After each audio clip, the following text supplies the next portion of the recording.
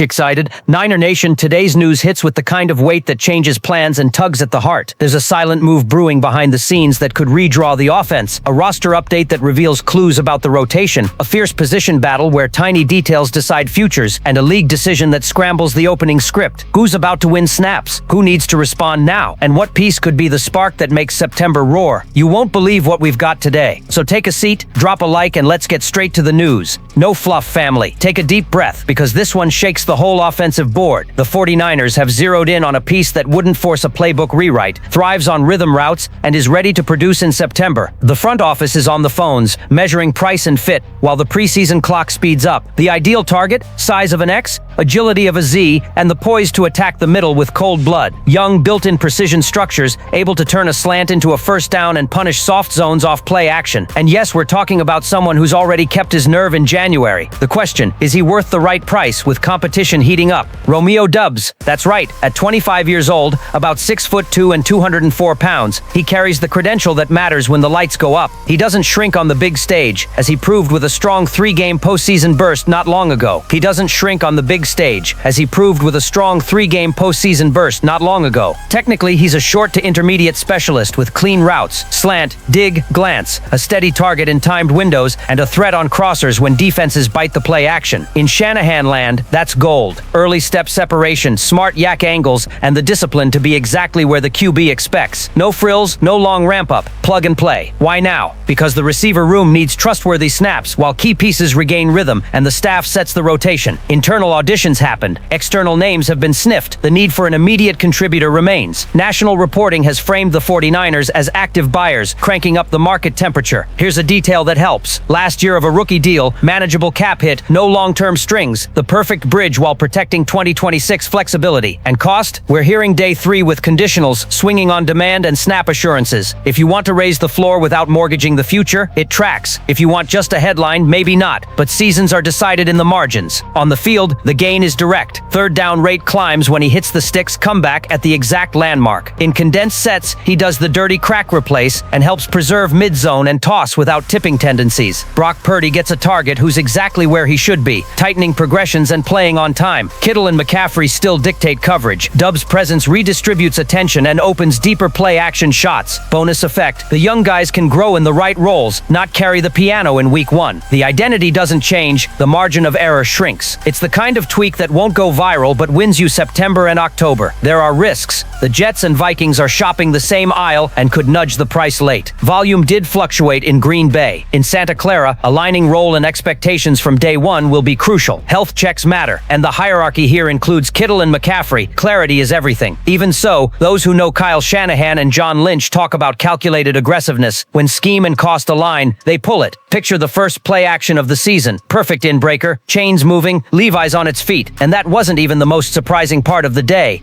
Now exhale, because this one says more than a routine preseason shuffle. The front office pulled 4 levers that at first glance look like housekeeping, but they reveal how Shanahan and Lynch see the next round of cuts. An offensive line signing, a receiver getting another shot, a veteran defensive tackle out, and a tough goodbye to a young running back who couldn't stay healthy.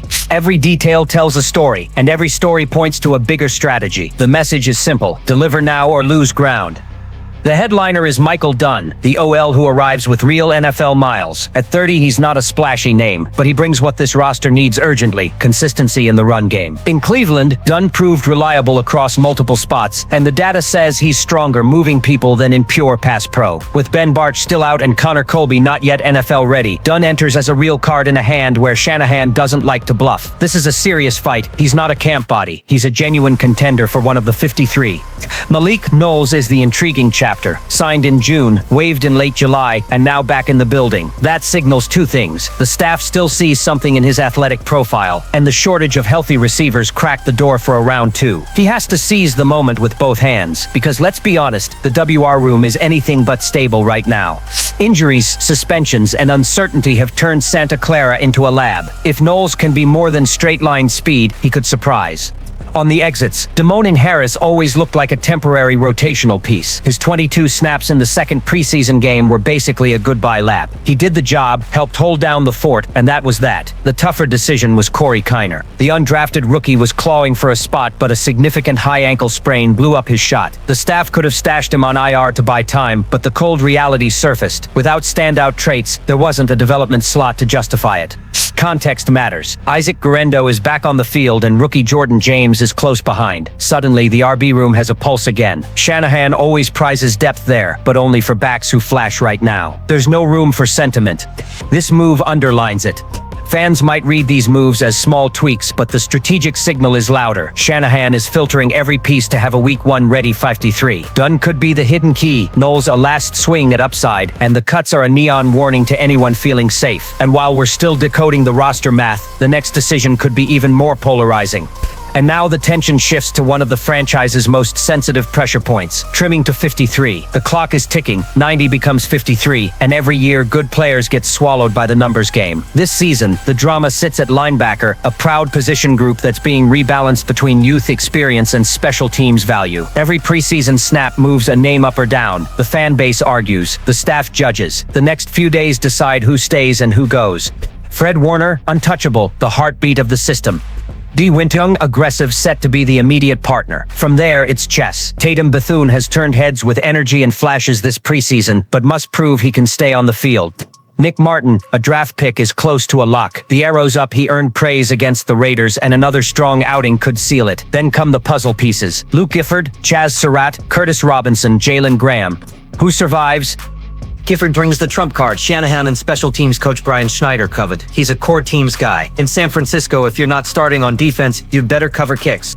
Gifford planted that flag in Tennessee, logging roughly 3/4 of his snaps on teams. That doesn't get ignored. Bethune owns that profile too, with more than half his workload there. Special teams can win a roster spot even if you take few linebacker snaps on Sundays. Nick Martin represents the future. Draft capital matters, and when a rookie's tape trends up, you don't risk losing the clay. One more strong game against the Chargers likely stamps his ticket as the primary backup to Winters. Fans are already dreaming on the kid as a foundational piece in the rotation. The last seed is the mystery. Surratt has the intangible, staff trust, prior connections, and experience that weighs on the scale.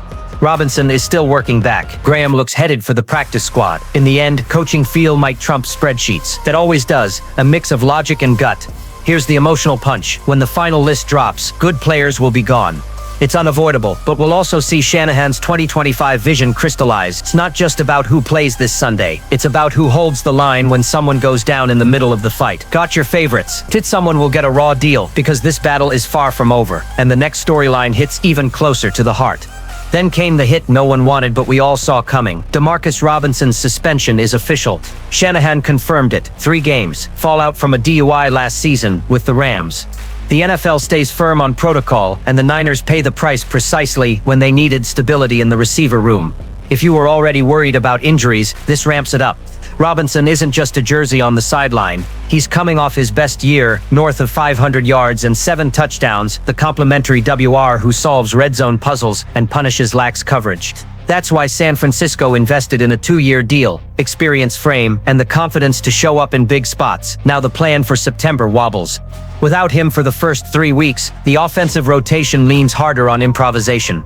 Here's the picture. Brandon Ayuk still rehabbing a major knee injury. Jacorin Jennings managing a calf and seeking a raise in a contract year. Jacob Cowing limping out of practice. Jordan Watkins sidelined, and only Ricky Pearsall standing among the top names. That's not a depth chart, that's a minefield. Robinson would have been the perfect patch, and his absence pushes Shanahan and Lynch into a corner. Roll into week 1 with rookies and vets, or dive into free agency. Shanahan did leave the door open for an appeal, but let's be real, the league rarely budges here. The most likely scenario is a week 4 debut against the Jaguars at Levi's. Until then, the staff must stitch together a functional attack with duct tape and timing. Not impossible, but every day counts when the season's knocking. The frustration is real. On social, the reactions swing from anger to worry. How does this offense survive September? We need help now.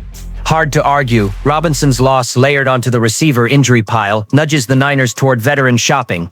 Shanahan can scheme edges, but the NFL is a weapons league. And right now, weapons are exactly what's short. So think about the convergence. Doubs on the radar, Robinson suspended, rookies pressed into prime time. Every back office decision could steer the season's arc. And the wild part, this saga is only just beginning. Niner family, let's tie it up without losing pace. A market target that could redefine the offense, roster tweaks that reveal September priorities, a fierce linebacker battle shaping the defense's identity, and a suspension that stretches every early season snap. The message is clear: minimal margin, maximum decisions. Who do you want brought in? Who belongs in the 53? And what offensive plan steals wins while the stars recover? Drop your take below. Niner Nation decides together. If you enjoyed the breakdown, hit like, subscribe, and share. Tomorrow we're back with more passionate analysis. Always